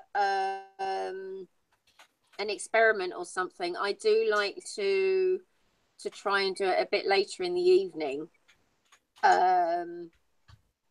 because it sets a good ambiance. But then I also have to be careful of little man running around because he's quite active. Yeah. I don't know if you've been hearing him, but he's sort of quite night active, so I have to try and choose an evening where he's a little bit more somber. But yeah, but my filming, I'm either using my phone, my iPad. Yeah, I do really need to get a phone that I can actually do a live stream off of. That would be good. And I have to get Vodafone to set all that up for me as well. Well, it's normally pretty good. But it's the networks normally pick it up and it gets automatically set up. Okay. So it's So when you start live streaming, they set it up for you anyway. Like they'll see that you're doing it and it'll be okay. Hang on, Kirsty, did you just hear a whisper? Glenn's on mute at the moment. You know, that's twice someone said they've heard whispers when I'm on a stream. Well, I can remember. It's a shame the video is not around anymore. When I was streaming with Riley. Oh yeah. There's just myself and Riley on this day, and I'm going from sitting where I am now to going to the kitchen to have a cigarette. And there was a voice. I got into the kitchen, and when I sat down in the kitchen, it's such a darn shame. And all you heard really, really loud is Nina, literally over the top of my voice. It was so loud. Is Nina your guide, spirit guide or something? What was it? No? Oh. No, it was just this random voice. And I Riley was on his own. I think Mumu was playing somewhere. So, and it was crazy. Really crazy. But unfortunately, the channel got deleted and all the videos that were on there got deleted as well. So that was a brilliant piece of evidence, and there's been EVPs on the streams before. You know, I've got a theory. I've got a theory about live streams and spirits. I've noticed that the EMF meter goes crazy when you're live streaming. It gets affected by the dongle, right, on the Wi-Fi. Maybe they are feeding on that energy, and that's causing them to be around more. You know, being more active. It's a possibility. Yeah, maybe that's why they're sometimes so active on live streams. Well, I know when it's a shame Steve-O's not still here. When a couple of times when I was on private hangout with Steve, it was just me and Steve, and it was him sitting in his garage, and I'd have my headphones on, he'd have his headphones on, and I'm like, for God's sake, Steve. And he's like, what? I'm saying, shh, listen. And all you would hear is like this. Oh. And it'll come in really, really loud. And then it'll Kerry. You're quite right, I did. And then it would phase out again. And then we were carrying on talking. And then it'll come back, and I'm like, and we're sitting there, and he's like, and he's gone, right, okay, this is such a flipping, every time I'm on Hangouts with you. And it's like, right, I've got to go in the other room for a minute. So, yeah, I'm like, yeah, all right then, Steve-O. And it started again. So I'm there, and I think I was using my iPad, and I'm sitting there, and I'm actually taping it. And I think I've still got the audio on this. I think it was on this phone. And I went, I've listened to this, Steve. And he went, fudge. Yeah, and it's just this. Did you ever figure out who it was? Like, what was causing that? No? No. Who it was. No idea. I don't know if it still happens, but I think it does. I think it's actually on my normal channel. Okay. I'll put on my normal channel, and that was crazy. But Go on. can you remember that time we was live streaming and Steve-O was talking and I could hear Moses? Oh, yes. Yeah, and if I remember rightly, Time Lords was in Larry's stream at the time. Yeah. Yeah, I remember that. That was yeah, that was crazy. You know, somebody not even on Larry's live stream.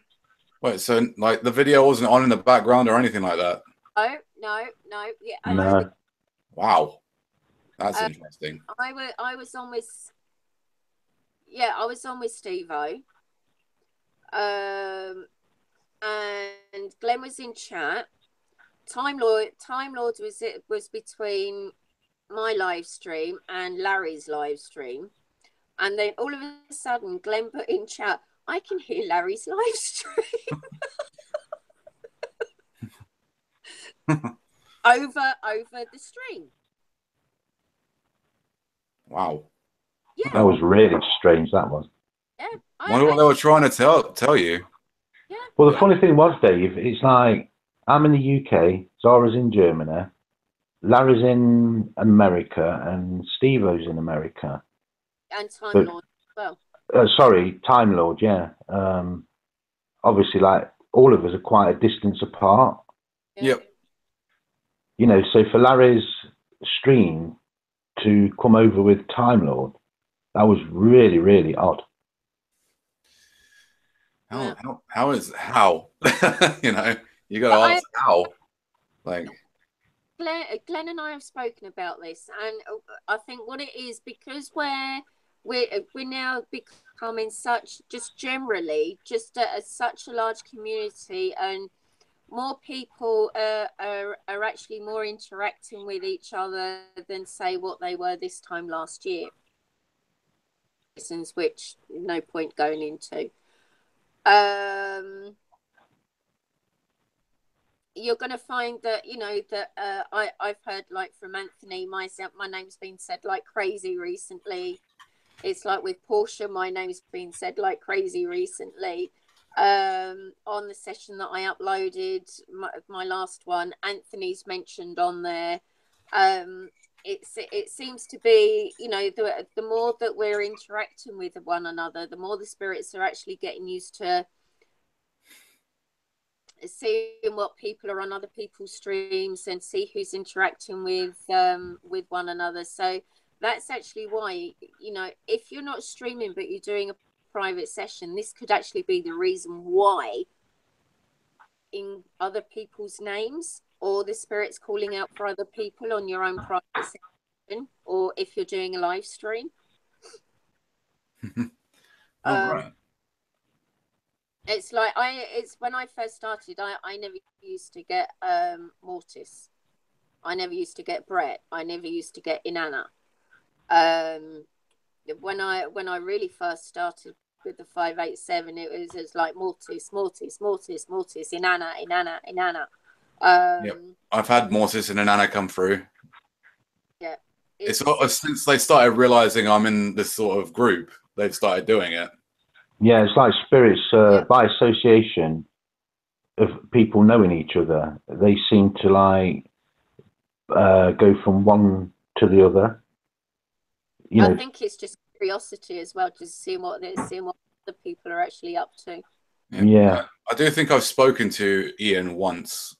That was interesting. Not sure that if I liked the energy or not, though. I'll be honest there. The session that I did when I was at Nymphenburg Schloss, which is the other side of Munich, I was with my best mate at the time. And a couple of times it's Inanna. And I'm like, yes, Inanna, I let Shannon know. It's like, and after that, it was like... That was a brilliant session, that was. That was a good one. That really was a good one. Because it's, you know, saying something like trying to say Nymphenberg and then Schloss afterwards. Or would you guys say Ian is a good entity? With any entity, you know, where it is Correct me if I'm wrong, Glenn, here, because I get this mixed up. Inanna is actually a fallen angel, isn't it? Yeah, Ian speaks for many different spirits, or many different spirits can speak through Ian to Shannon. Shannon never seems to have a problem with him. He's kind of like a really good pal to him. Yep. He's actually helped him a lot in his research. Yeah, he's a familiar spirit. Oh, well, most definitely, yeah. Yeah, I think I think, you know, it doesn't matter whether it's a spirit, a fallen, you know, whether it's something that might be on the slightly bad side or something that was good. I think if you as long as you treat them all with respect, you know, they're going to treat you with respect as well. Yeah, I don't have a problem with Ian. I'm just a bit, you know, Ian's funny because it's with those couple of times it's literally shouted out in Anna, you know, try and get my attention, and I'm like, yes, I know, okay. Yeah, it wasn't like a maybe, or it could have been. It was like a proper definite in Anna. You could know. A definite. I it's not actually that often I get in Anna nowadays. But when if I do hear it real time, then I do acknowledge Inanna. Yeah. You know, and I think it, as long as you do hear, if you do hear in real time, as long as you acknowledge it, that's, you know, that's fine. That's fine. I bet, you know, from what I can gather, Inanna is, you know, it's like, yeah, like I said, as long as you give him that acknowledgement, that's fine. If you, he's most certainly famous now, that's for sure. But another one that unfortunately Time Lord doesn't get her anymore. I think as soon as I started doing my sessions, she jumped over, and that's Angel Anna. Yeah, I was thinking about trying to contact Ian again at some point just to see what's going on. Yeah, maybe at some point in a later sessions, see what happens. Again, I think it's by association, Dave. Yep, totally. You know, with people that you speak to, you know, spirits can cross that void. Even Karen, a high priestess, she has a familiar. I don't know if it's a resident spirit or familiar spirit that she's got with Chris. Is it? Resident is Albert. That's the one at the office, but her the one that stays with her, I suppose, all intents and purposes, her familiar is Chris. Yeah, I mean, she's asked him to go to all the people's houses and that, and he's turned up.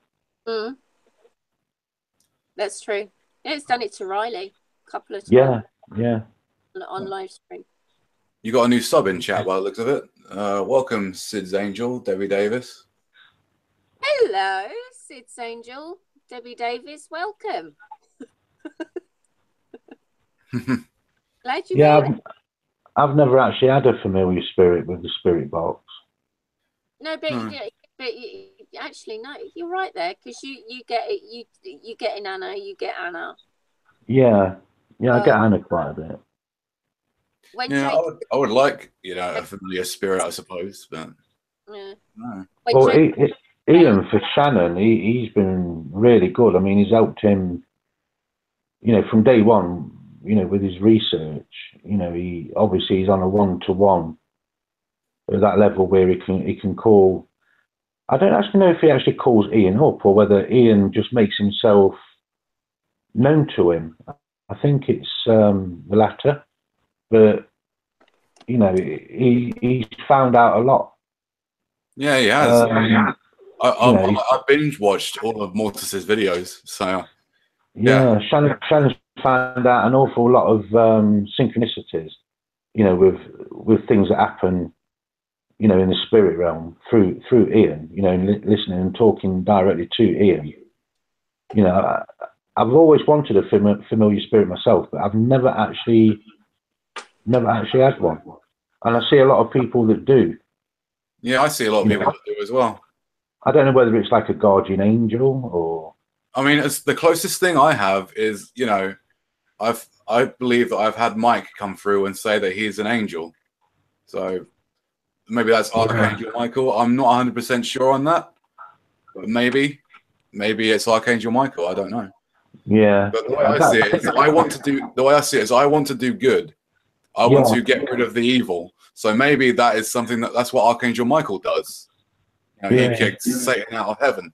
So maybe he's come to me. You know, maybe. But the spirits can be extremely deceiving, Dave. Moses, somebody's echoing.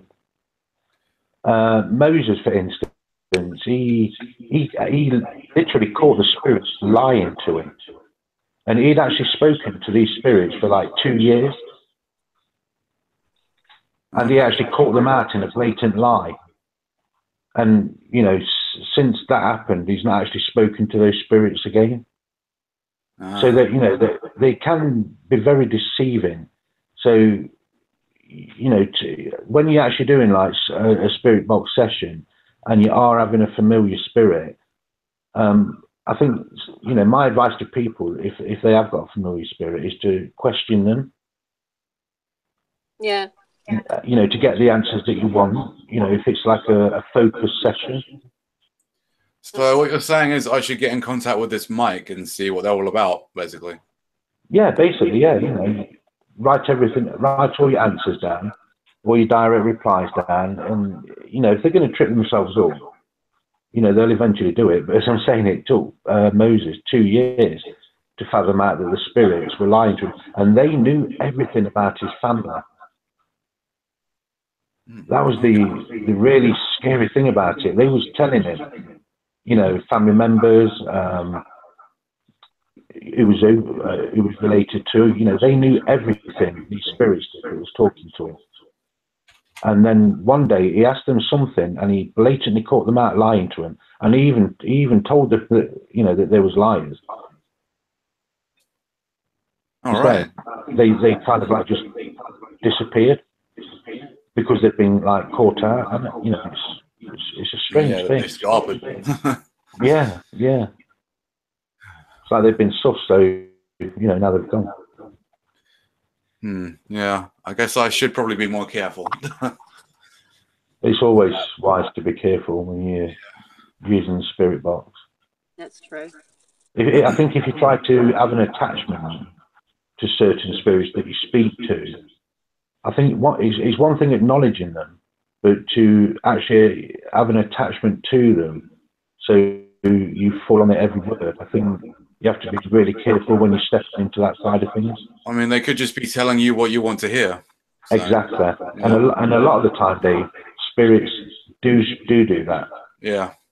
You said and they can read your mind. You know, they read your mind. You can't hide anything from them. Exactly. Yeah. So, you know, they'll answer your question even before you've like finished saying it. Yep. I've had that happen a few times. Yeah. Dave, have you got your YouTube playing on in the background? No, not at all. So I don't know where the echoes come from then. No, it's muted. I don't know.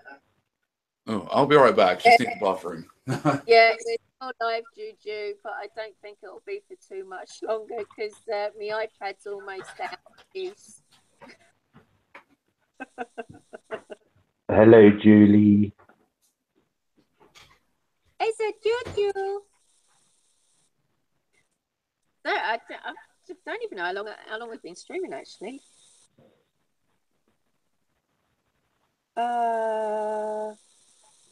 What time is it? 10 to midnight. About 2 hours. That's 2 hours. Is that your paranormal white noise cap in the background? It is. Yeah, very posh. Huh? Very posh. Big, isn't it?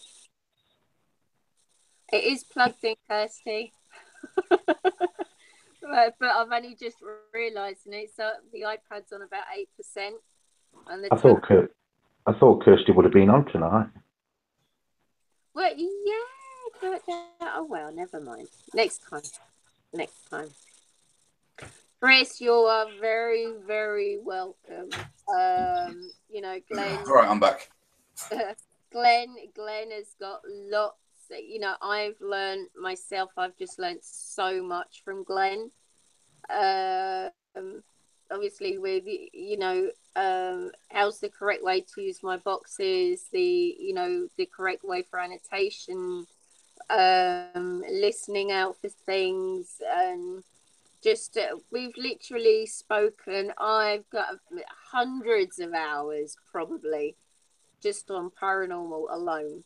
It's Glenn is what he has got a wealth of knowledge there. It's say if you're really willing to learn and you're willing to learn the right way how things are done, not like what you see on the TV programs and stuff like that, but the real proper way, old school way. That's the best way. Yeah, Glenn is most certainly the man to speak to. Yeah, I like I definitely favour the old style. Yeah, I was thinking of actually getting a tape voice recorder, like with tape on it instead of digital. Dave, I still use reel to reel. Reel to reel? Yeah. Is that before my time? I've got Sonex reel to reel. It's about 45 years old. Oh, wow. And you know, the quality of EVP you get on tape is fantastic. Oh, okay. Yeah, that's what I'm going to do. I'm going to just use tape instead. Yeah, you know, many years ago, I was taping the top 40 off the radio onto a cassette recorder. I was actually talking with Riley about this on a live stream. Yeah, you bet. Yeah, and I was listening back over the tape, and I could hear these voices, and I thought, and I was actually quite young then as well, so you know, it was at a time when I was starting out and accumulating, you know, bits and bobs for like paranormal investigating, and I picked up the old rectangle type cassette recorder and realized straight off the bat that I was getting like awesome EVPs, class A. It'll definitely make a difference. I personally think it does. Okay. You know, again, you can spend £1,000 on, you know, a recorder. Will it pick EVPs up? Of course it will. Yeah. Are they good at, you know, are they good at what they do? Of course they are. You know, but I've got digital, you know, I use Tascams, I've got Sony recorders, I've got Olympus recorders, but I never get the quality of EVP as I do when I'm using metal tape on the old style cassette recorders. Oh, there's Cheaty. Oh. Hello, big boy. Big boy. Oh, your image seems to have disappeared. Parrot bunny. Oh, parrot bunny. Yeah, I've got 5% left on my iPad. So Yeah, there is only one problem with getting a tape recorder though. That is, how am I going to put it on my computer and put it on my channel? Yeah, that is. There is actually some out there, Dave, that you can do that with. All right. If you find one, please show me. Yeah, I'll look up a few links for you. You can actually get those, the like the old style, but the more modern now. So you can record stuff on them and put them onto digital format. Okay. This is. Hang on. I can't even open the flipping thing. I never remember. This is a cassette recorder that plugs into your computer. Ah, okay. It doesn't record. It only plays. So if you've got an old tape recorder, so I'll record it on the EVP, the voice recorder, tape recorder, and then I'll stick it in that.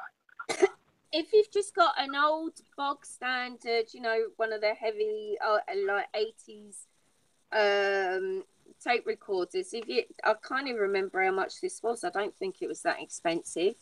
what this does, it plugs into the computer per USB, and then you've got something like, okay, this is the German name, but it's just works a bit. It's just like a music restorator. Okay. And what that does, you just leave the tape playing. It does the, you know, both sides, and it will record what's on the tape player onto the computer. Oh, if you could find a link for that, please send it to me, and I'll see if I can. I'll most certainly have a look for you and see what I can find. And if there's something similar, then I'll send you the link for it. Okay, thank you. No problem. What I think I'm going to do, guys, is slowly wrap it up, because even though my iPad's charging, it's down to about 3%. Yeah, I was thinking about heading off anyway. I'm getting pretty hungry and tired. Yeah, a bit late for me. Yeah. Well, I can do with another cup of coffee anyway, even though it's midnight. But there you go. I had to do if you lot go, I'll just hang around here on my own then if you're leaving there. Yep. You know, entertain everybody. You'd be talking to wind, hun. So I know. Everybody. Hi, Sylvia. I realised you. I didn't see you there, hun. But what I'm going to do, guys, I'm going to wrap it up for this live stream. It's been really, really nice. It's been very nice. It has been nice, and thank you to everybody in chat. Yeah, thank you to everybody in chat. Thank you, everyone. Thank you to the new people that popped in to say hello. It's been, you know, really nice of you to do that. And to everybody in chat, thank you very much. For those of you that are in the States, enjoy the rest of your evening with the trick-and-treaters. Happy Halloween. Yes, happy Halloween, everyone. Happy Halloween, happy Samhain.